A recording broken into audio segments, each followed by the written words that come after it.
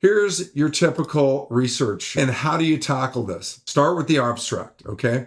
And a lot of scientists will give you what you need in the abstract. If not, at least gives you an overview without having to spend time breaking your head over all those ugly graphs. It gives you an overview of what that's about and how it might apply to your situation. And so here's some things you'll want to look for in the abstract. Injury threshold or injury tolerance. It's a load where the injury has a 50% chance to occur. Anything less than 50%, we are going to assume doesn't fracture, and anything above 50% of that load, it assumes it does. And that is statistically determined through injury research. And there's a load limit or load to failure, whereas you might only have, say, 5 or 10 samples. You can't afford not to fail this tissue. And so what you do is you just load it up until it fails, and then you record the mean and standard deviation of the actual failure.